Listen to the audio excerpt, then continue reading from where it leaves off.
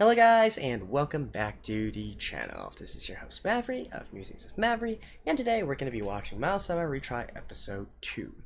So I apologize for the late upload. I was on a trip last week overseas, so I wasn't quite able to do these videos, but that's okay. We're catching up.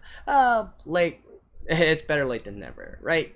So, anyways, last episode we were given the most basic introduction to the story, right? How the Mao it's basically an isekai, you know, playing a game, getting sucked into the game, this kind of stuff.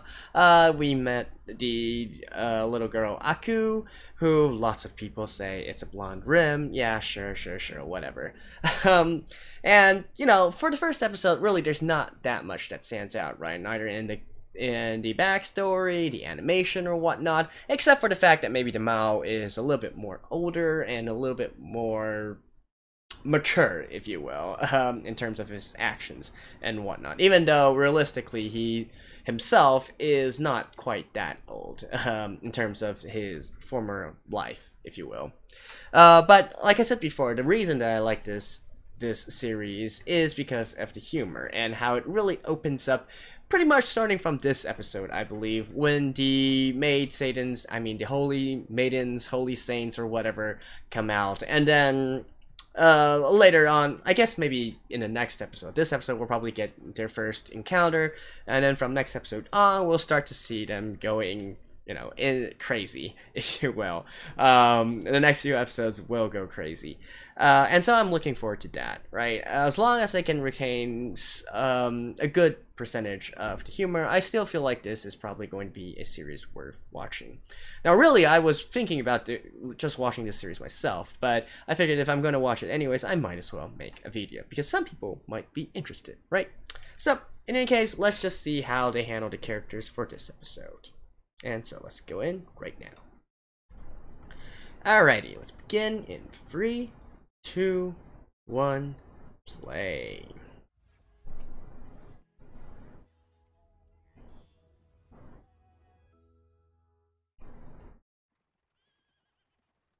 Okay. Ah, here she is.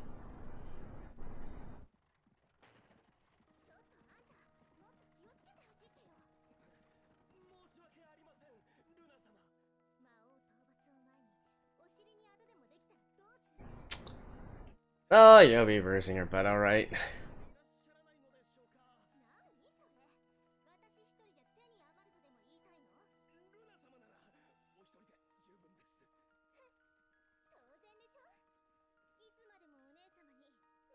Sure. Luna Elegant. Alright, I believe we heard this and saw this last episode, so let's just skip this right now. I'll see you guys in a second. And back. Go to Luna.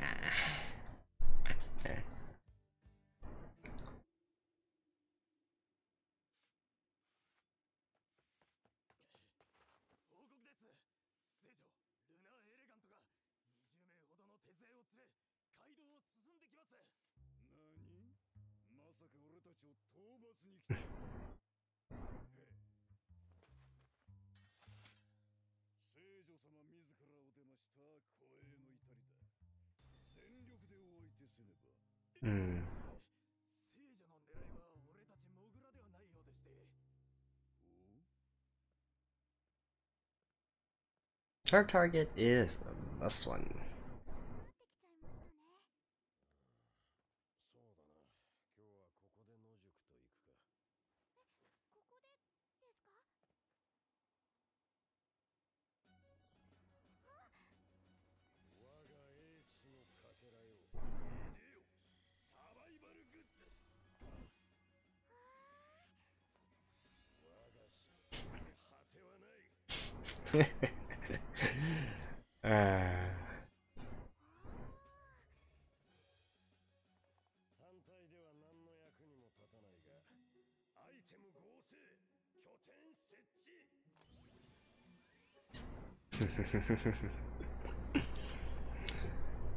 Like I said, don't question it. Don't question it.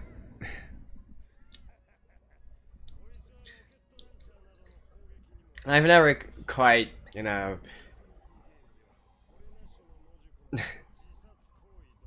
I've never quite got the entire mechanics or workings of this world's magic. Just, it's not that important.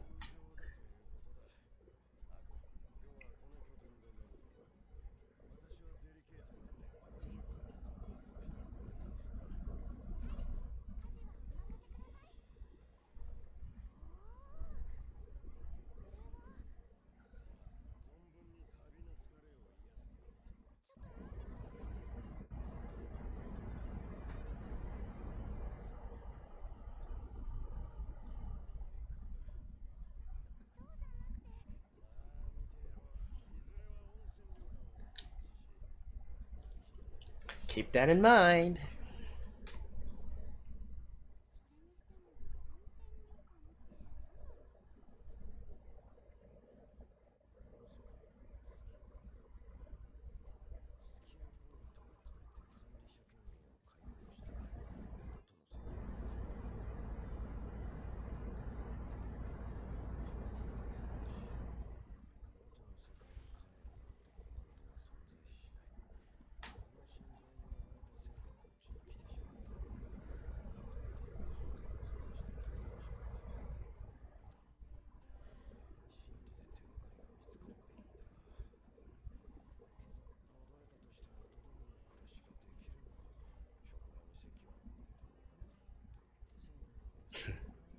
You got bigger problems to worry about, dude.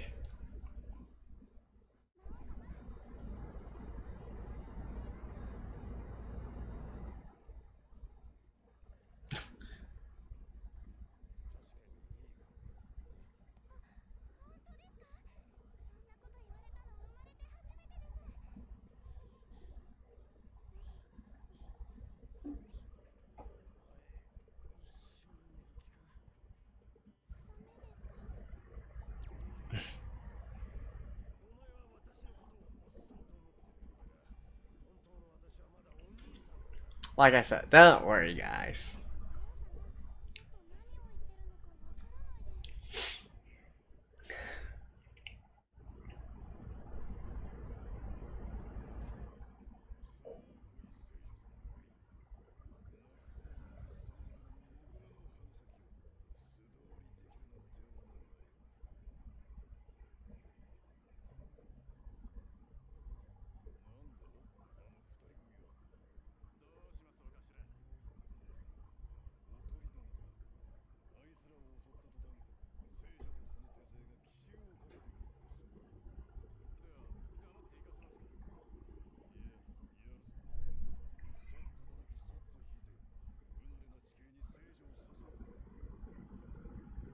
Well,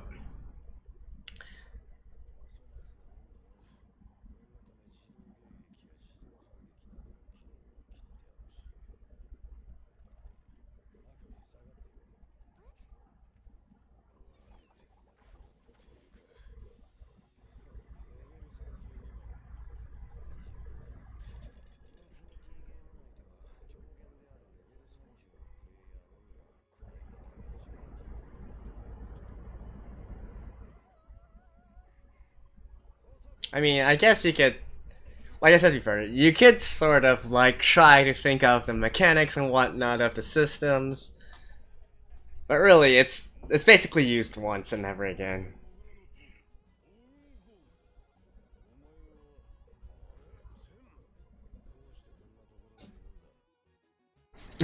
I like this old school retro game music.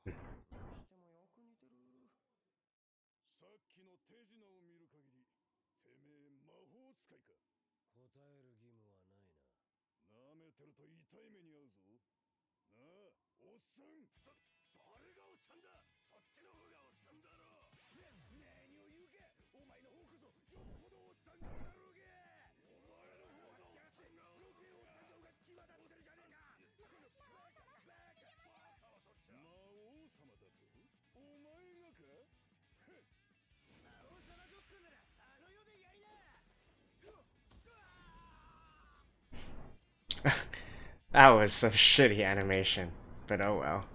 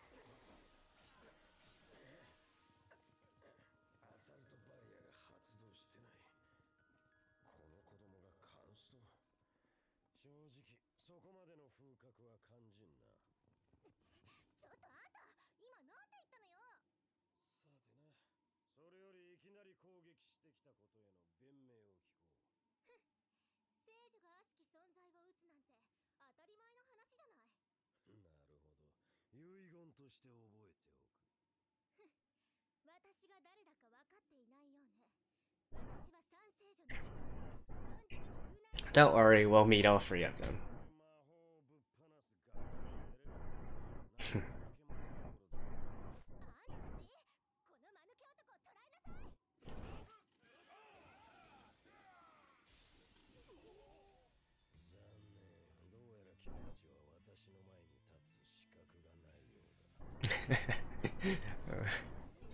What is this rock music?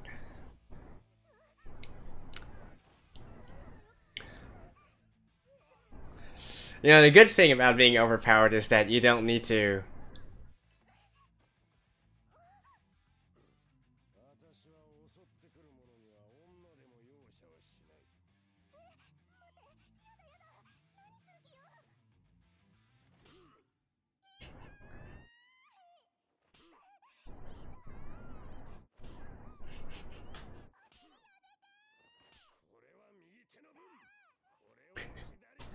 Okay, they really cut out a lot of the stuff here.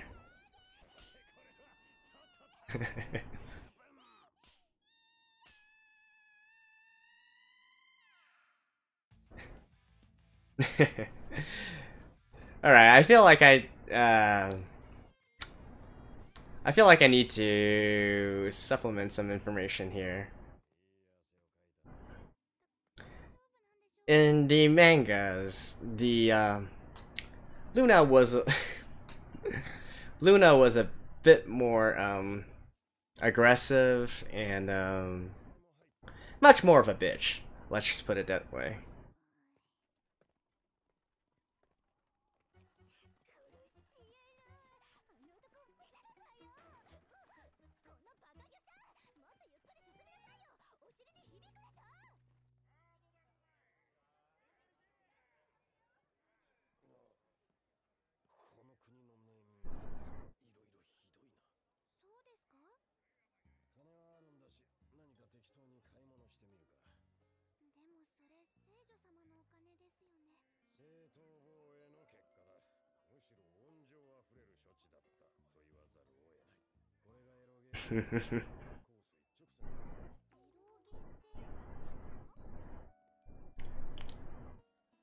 Or if the light novel was R18.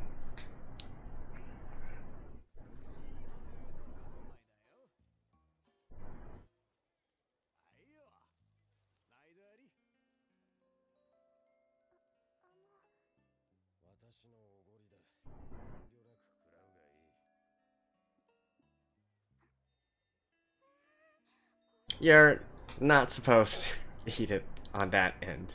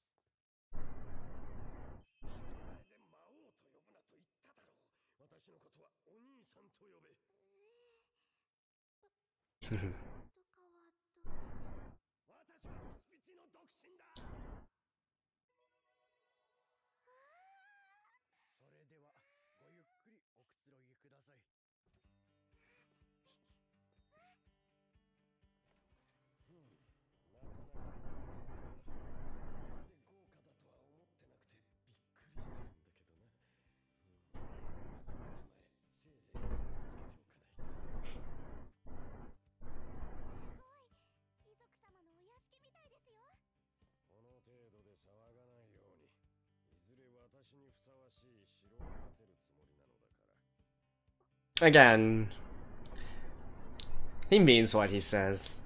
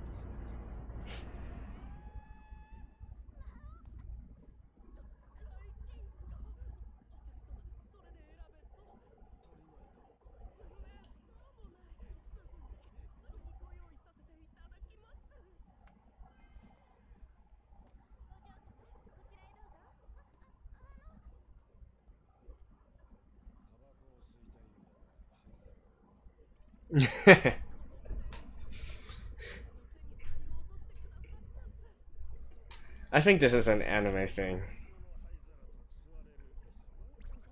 Yeah, I'm quite sure this wasn't in the original. Alright.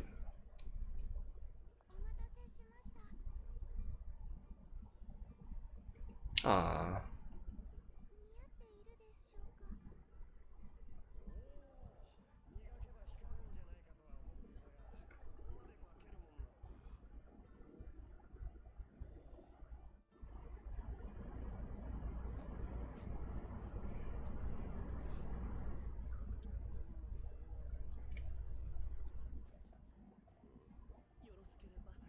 Of course, with this kind of setting, you know, it's pretty obvious that she is going to play a major role, maybe a later on in the story. But for the early parts, no, not really much. That's more like a hidden plot or something.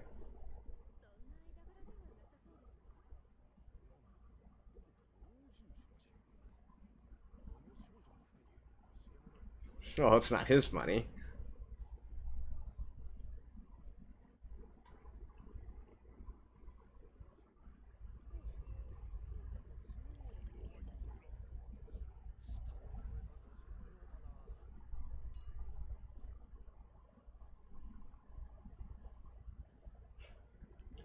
Okay, come on, we don't need to watch this.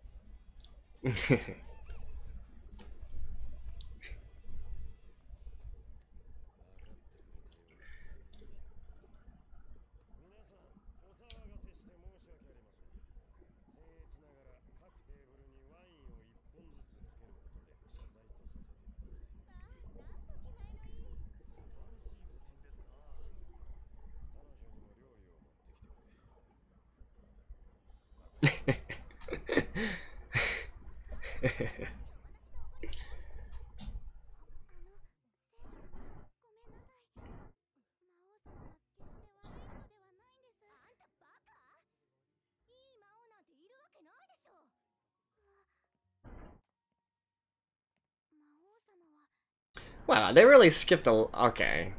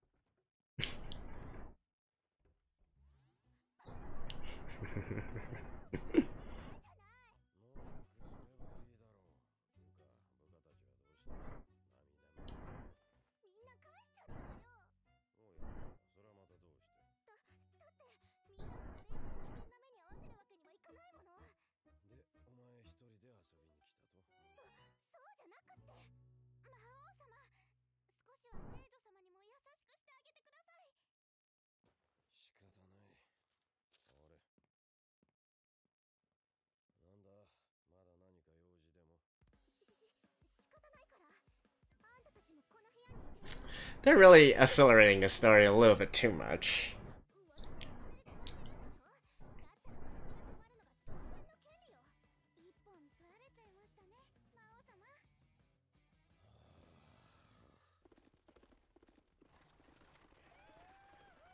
Ah.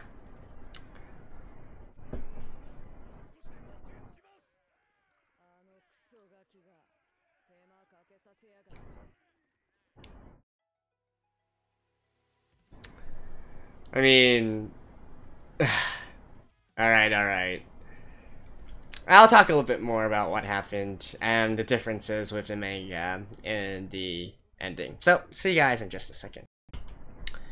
Alrighty, so that was episode 2 of Maou-sama Retry, and, well, okay, so this is definitely quite worrisome for me, because it seems to me like they're cutting out a lot of the good parts, or at least the important parts, in place, and instead substituting it with some pretty honestly trivial stuff like eating and a change of clothes and whatnot. So especially I want to talk a little bit more about the maiden Luna, right, who is actually an important character within this series. So, you know, this episode was really accelerated in terms of how they first met and what happened, why the Mao ended up, you know, smacking her butt, giving her a good whipping, and also to the end where she, you know, she decided to, I don't know, become more familiar acquaintances with the Mao, if you will. So, actually their interaction within the manga is a lot more than just this, right? The Luna that we see here, I mean, we see a little bit of her actual personality at the very beginning, how she's entitled, she's spoiled, and she's basically a brat, right? And a very powerful brat at that. She's actually not as weak as we see here, where she just got basically, carried up by the Mao with no resistance whatsoever. So she did resist, it's just that the Mao is so OP that she can't really do anything to him. So throughout their entire interactions, we see Luna being very, you know, being very self-centered, very entitled. She basically looks down upon the Mao because he's unassuming, and so he basically like, you're trash, you're garbage, don't come near me. And that's why, because of her attitude, that in the end, the Mao decided to give her a lesson, right? Sort of like how a father figure would treat his daughter, by disciplining her, right? And so I feel like that, because without that kind of dynamic, without explaining that kind of dynamic, this whole, you know, that whole sequence of events seems very strange and, you know, forced, if you will. And that also extends to when they were talking within the restaurant as well. It definitely didn't end up as, you know, their dialogue definitely wasn't as simple as what happened there. They talked a lot more, and part of the reason is part of what that whole conversation entails is that Luna gradually changed her perception of the Mao, and so in the end, she was more willing to at least put up with his antics for a while, right? Otherwise, at the very end here, there's absolutely no reason why she would want to continue to stay with the Mao, right? Instead, within the manga, she is more, I guess she's curious, right? She's curious what this Mao character actually is, why he is so powerful, and what he actually wants to do. And that's why she wants to tag along and see this fruit. So just to give an explanation about that part.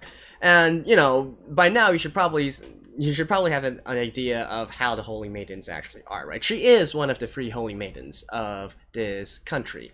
And let me just say that the 3 Holy Maidens are neither holy, nor are they really maidens, if you will. They're as far as from the concept of Holy Maidens as they can be. And that clue might give you a hint as to who the girl who appeared at the very end of the episode is. So anyways, we get various different mechanics in this episode as well, including, the Mao creating a base out of thin air, his auto abilities that activates and protects him and whatnot. Like I said, they're not really that relevant. We don't really need to know about the mechanics. It's never properly explained, to be honest, even though it is based on a game. It's really there just for convenience when the author feels like it. He would just simply think of, okay, so this is some OP ability that protects this Mao from a certain situation, that kind of stuff. So, like I said, don't worry too much there. What I am worrying about, however, is, with this introduction of Luna, it's honestly quite underwhelming, right? They definitely didn't give enough time to lay out the interaction and the relation between the Mao and Luna. And that is actually important going forward because a lot of it is based on the dialogue between the characters for this series. It's not in the well, first of all, the animation here is shit anyways. Let me just put it that way. I'm not gonna sugarcoat it. The animation is shit.